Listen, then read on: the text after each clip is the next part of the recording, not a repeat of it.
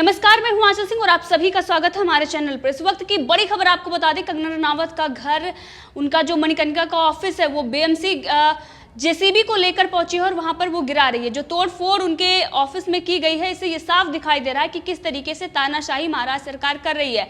लेकिन इस पर जो कंगना रनावत ने पहले भी कहा था कि बिल्कुल पीओके की फीलिंग जो महाराष्ट्र में आ रही है उस पर कायम रहते हुए और जो चीजें हो रही हैं वो साफ दिखाई दे रही हैं। एक बार फिर कंगना रनावत ने पाकिस्तान के साथ पीओके ट्वीट किया है और इसी के साथ उन्होंने बाबर सेना भी बताई है, क्योंकि जो शिवसेना कभी शिवसेना थी लेकिन आज वो सोनिया सेना और बाबर सेना बन चुकी है। राम मंदिर को ढाया जा रहा है, इसको लेकर कंगना रनावत ने एक ट्वीट भी किया और उन्होंने कहा कि मणिकर्णिका ऑफिस में, यानी जो ये फिल्म है उसमें सबसे पहले फिल्म अयोध्या की घोषणा हुई थी और ये मेरे लिए सिर्फ इमारत नहीं बल्कि राम मंदिर था और आज वो बाबर के द्वारा गिराया जा रहा है। आज इतिहास फिर खुद को दोहराएगा, राम मंदिर फिर टूटेगा, मगर याद रखना बाबर कि ये मंदिर फिर बनेगा। वहीं पर दूसरी तरफ जिस तरीके से बाबर सेना जो मणिकर्णिका का ऑफिस तोड़ रही है, सुप्रीम कोर्ट ने 30 सितंबर तक स्टे लगा दिया था और कहा था कि कोई भी तोड़फोड़ नहीं होगी। उसके बावजूद भी बीएमसी आखिर किसके दबाव में और एक दिन के नोटिस के बाद किस तरीके से तोड़फोड़ कर रही है। सवाल यहाँ पर यह भी खड़ा होता है कि महाराष्ट्र सरकार जो सोनिया गांधी और शिवसेना यानी उद्धव ठाकरे और शरद पवार की गठबंधन की जो सरकार चल रही है उसमें तीनों पार्टियों की सहभागिता से ही इस तरीके से लोकतंत्र की हत्या, तानाशाही महाराष्ट्र में चल रही है। दूसरी तरफ जो बॉलीवुड के सेकुलर गैंग थे, जो हर बात पर इंटॉलरेंस की बात कर रहे थे, आज वो कहाँ छुपे बैठे हुए हैं। सोनिया गांधी जो संविधान और लोकतंत्र की दुहाई देती थी, जो तानाशाही की बात करती थी, फांसीवाद की बात करती थी, आज उन्हीं की पार्टी इस तरीके से और उनकी सहभागिता से, क्योंकि राहुल गांधी और सोनिया गांधी की भी गठबंधन की सरकार हो और बिना उनके इशारे पर इस तरीके से कंगना रनावत के खिलाफ जो बदले की कार्रवाई हो रही है ये नहीं हो सकती है। वहीं पर सवाल ये भी है कि महाराष्ट्र में बहुत सारे अवैध निर्माण हैं जिन पर बीएमसी ने अभी तक तो 20 सालों में ऐसा कुछ भी नहीं किया, जबकि अगर देखें तो बहुत सारे जो दाऊद की संपत्ति है उस पर अभी तक इन्होंने कोई कार्रवाई क्यों नहीं की।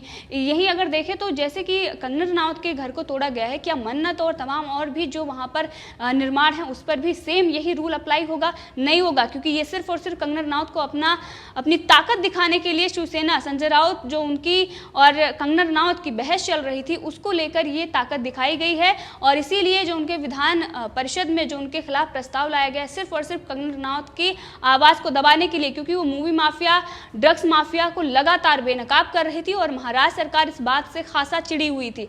संजय राउत से उनकी जो तीखी बहस हो गई थी, संजय राउत ने उनका अपमान भी किया और माफी मांगने के लिए जब लोगों ने कहा तो हरामखोर शब्द को वो नॉटी से कंपेयर करके और ये बता रहे थे कि ये नॉटी है, शब्द हरामखोर ज्यादा बुरा शब्द नहीं होता है, लेकिन बेबी पेंगुइन बहुत ज्यादा बुरा शब्द होता है। अगर वो कोई कहता है तो उस पर एफआईआर दर्ज कर दी जाती है और उसको जेल में डाल दिया जाता है।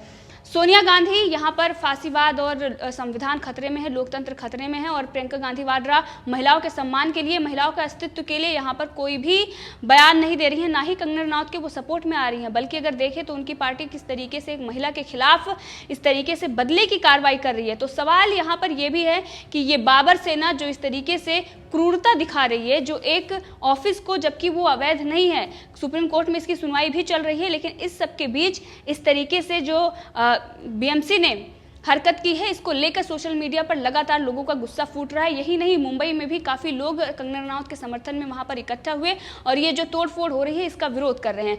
लेकिन इसी के साथ महाराष्ट्र सरकार जो कभी बाला साहब ठाकरे के पद चिन्हों पर चल रही थी, आज वो देशभक्त, राष्ट्रभक्त या कोई भी जो जिहादी मानसिकता के लोग हैं उनको बेनकाब करते हैं तो उन पर बदले की कार्रवाई कर रही है। ये दिखा रही है कि शिवसेना किस तरीके से बाबर सेना बन गई है और इसको लेकर कंगना रनावत ने ट्वीट भी किया। उन्होंने कहा कि बाबर सेना और बाबर, साथ ही उन्होंने बताया कि जो मेरा ये ऑफिस है ये अवैध नहीं है, उसके बावजूद भी ये फांसीवाद है और ये बिल्कुल दिखाई दे रहा है, क्योंकि एक दिन के नोटिस के बाद तुरंत बीएमसी ने कार्रवाई की है। इससे पहले जो बाकी और चीजें हैं उस पर तो उन्होंने कार्रवाई नहीं की और इसी के लिए सोशल मीडिया पर लगातार डेथ ऑफ डेमोक्रेसी, लोकतंत्र की हत्या, साथ ही उद्धव ठाकरे से लेकर आप देख सकते हैं कि ट्रेंड हो रहा है। लगातार कंगना रनावत के सपोर्ट में लोग बोल रहे हैं और ये कह रहे हैं कि उद्धव ठाकरे और ये जो संजय राउत हैं बेबी पेंगुइन को बचाने के लिए, और इसीलिए लगातार ये बाबर शिवसेना के साथ साथ इलीगल और फांसीवाद, शिवसेना, मुंबई पीओके, उद्धव ठाकरे, राम मंदिर, लगातार झांसी की रानी, शेमॉन, महाराष्ट्र, ये ट्रेंड कर रहा है। इससे ये दिखाई दे रहा है साफ कि किस तरीके से कंगना रनावत को अपना दम दिखाने के लिए संजय राउत, जिनका प्रमोशन कंगना रनावत को अपशब्द कहने पर ही हुआ है, उद्धव ठाकरे ने उन्हें मुख्य प्रवक्ता बनाया है, अब वो ये दिखा रहे हैं कि महाराष्ट्र में शिवसेना के कहने पर ही कोई पत्ता हिलेगा। अगर वो कहेंगे वही होगा, अगर वो जो चीज़ से मना कर देंगे वो नहीं होगा। कंगना रनावत को रोका जा रहा था, उनको आने नहीं दिया जा रहा था और लगातार ये कहा जा रहा था कि उनको यहाँ पर रहने का कोई हक नहीं है। यहाँ तक ये लोग कह रहे थे कि अगर वो यहाँ पर आएंगी तो उन्हें जान से मार देंगे, उनका मुंह तोड़ देंगे, जबड़ा तोड़ देंगे और लगातार उनको डराया धमकाया जा रहा था। अब इसी को लेकर कंगना रनावत ने ये कहा था कि वो 9 सितंबर यानी कि आज वो मुंबई आएंगी और अब वो मुंबई पहुंच भी रही हैं, लेकिन महाराष्ट्र सरकार उनके पहुंचने से पहले ही अपना दम दिखाने के लिए उनके ऑफिस में तोड़फोड़ कर दी। अब लगातार इनके समर्थन में कंगना रनावत के बीजेपी के नेता से लेकर पत्रकार और जो लोग हैं, जो राष्ट्रभक्त हैं और जो लोकतंत्र में विश्वास रखते हैं, वो लगातार कंगना रनावत को सपोर्ट कर रहे हैं। मालिनी अवस्थी जो लोक गायिका हैं, उन्होंने भी कंगना रनावत को सपोर्ट किया। उन्होंने कहा कि जो कुछ भी हो रहा है, ये जो तोड़फोड़, उसका वो विरोध करती हैं और इसी के साथ जो सच है, जो ये लीगल कंस्ट्रक्शन है, उसको जिस तरीके से तोड़ा जा रहा है, ये दिखा रहा है कि कितना फांसीवाद और असहिष्णुता, जो असहिष्णुता, इंटॉलरेंस की बात कर रहे थे, वो यहाँ पर नजर नहीं आ रहे हैं। लेकिन जो देशभक्त हैं, जो कंगना रनावत के साथ खड़े हुए हैं, जो उनके समर्थक हैं, वो लगातार इसका विरोध कर रहे हैं। इसी के साथ कंगना रनावत ने जो उनको रोका गया था, उसको लेकर भी वो लगातार उन्होंने कई सारे ट्वीट किए। उन्होंने बताया कि रानी लक्ष्मीबाई के साहस, शौर्य और बलिदान को मैंने फिल्म के जरिए जिया है। दुख की बात यह है कि मुझे मेरे ही महाराष्ट्र में आने से रोका जा रहा है। मैं रानी लक्ष्मीबाई के पद चिन्हों पर चलूंगी, न डरूंगी न झुकूंगी, गलत के खिलाफ मुखर होकर आवाज उठाती रहूंगी। जय महाराष्ट्र, जय शिवाजी। और अब वहां पर वो पहुंचने वाली है, लेकिन उससे पहले ही उनके ऑफिस में तोड़फोड़ बीएमसी ने कर दी है। इसी के साथ उन्होंने बताया कि इस पर कोर्ट में सुनवाई हो रही है, लेकिन उससे पहले ही बीएमसी ने तोड़फोड़ कर दिया। मतलब कि कोर्ट का जो आदेश है, उसकी भी अवमानना हो रही है। और इसी के साथ कपिल मिश्रा जो बीजेपी के नेता हैं, उन्होंने भी कंगना रनावत को सपोर्ट किया और उन्होंने बताया कि कंगना रनावत के दफ्तर पर नहीं, बल्कि बाला साहब ठाकरे की सोच और सपनों पर बुलडोजर चलवा दिया है उद्धव ठाकरे ने। और इसी के साथ लगातार लोग उनको सपोर्ट कर रहे हैं। वहीं पर इसी के साथ लोग ये भी सवाल उठा रहे हैं कि फांसीवाद चिल्लाने वाले लोग आज कहां घुस गए हैं? असली फांसीवाद देखकर क्या उनको सांप सूख गया है? ये सोनिया गांधी और राहुल गांधी और तमाम इनके जो नेता हैं, बॉलीवुड के जो सो कॉल्ड सेकुलर लोग हैं, वो लोग यहाँ पर आज चुप क्यों है, क्यों मौन है, क्यों नहीं वो कंगना रनावत के समर्थन में आ रहे हैं? इसी के साथ बीएमसी का फुल फॉर्म भी लोगों ने बना दिया और बताया कि बाबर म्यूनिसिपल कॉर्पोरेशन।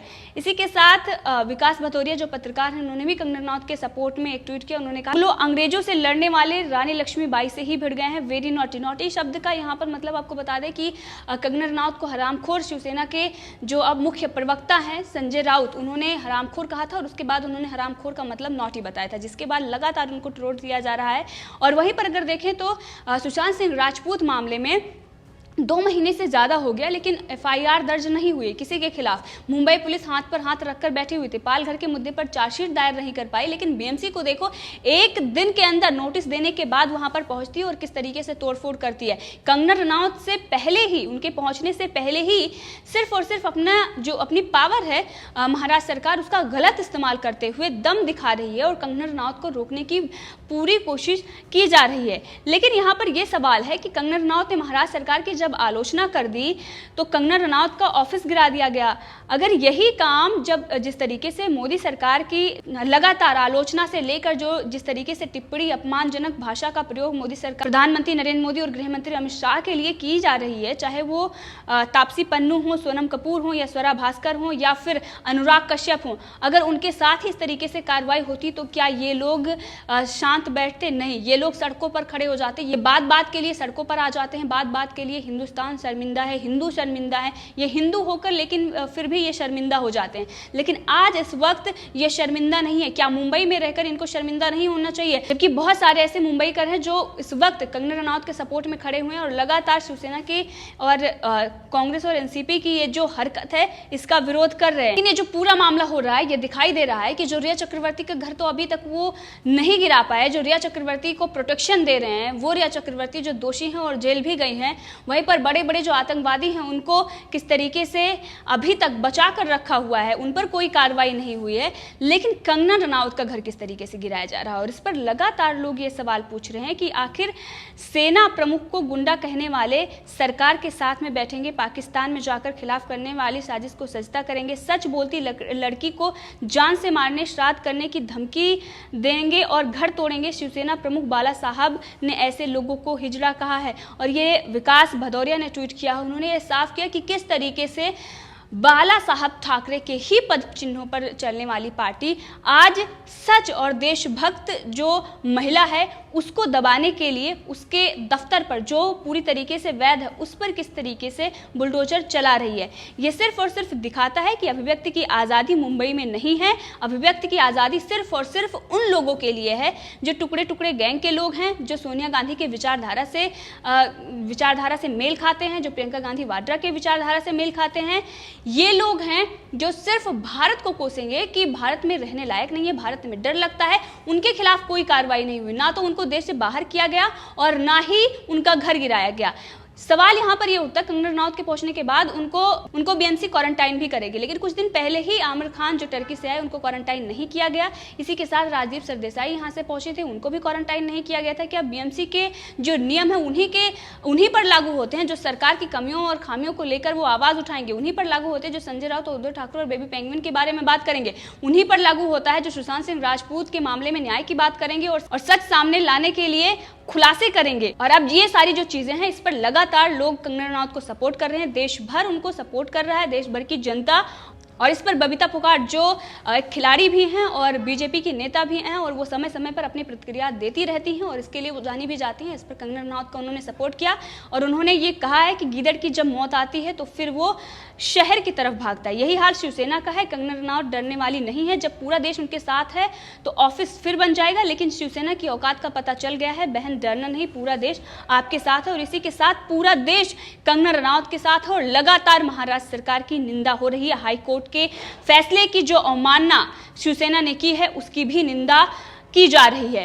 अब यहां पर सवाल मुंबई पुलिस से लेकर बीएमसी पर भी खड़े हो रहे हैं कि किस तरीके से महाराष्ट्र सरकार के कहने पर, और ये गलत है, ये दुर्भाग्य है देश का कि इस तरीके से सरकारें भी राज्य में चल रही हैं जहां पर सिर्फ और सिर्फ अगर कोई सरकार पर या किसी पर सवाल उठा लेता है तो उसके खिलाफ प्रस्ताव लाया जाता है और उसके खिलाफ पूरी तरीके से कार्रवाई होती है। दूसरी तरफ ये रिया चक्रवर्ती को बचाने के लिए जस्टिस फॉर रिया की बात कर रहे थे। आज वो लोग कहां पर हैं? सोनिया गांधी की जो गैंग है आखिर वो क्यों छुपी हुई है? क्यों नहीं एक महिला के अस्तित्व के लिए और एक महिला के खिलाफ जिस तरीके से कार्रवाई हो रही है उसके खिलाफ ये आवाज उठा रहे हैं? इस पूरे मामले में जिस तरीके से बीएमसी ने तोड़फोड़ की है, कोर्ट में सुनवाई चल रही है और अभी हम आपको बताएंगे क्या कुछ होता है कोर्ट में।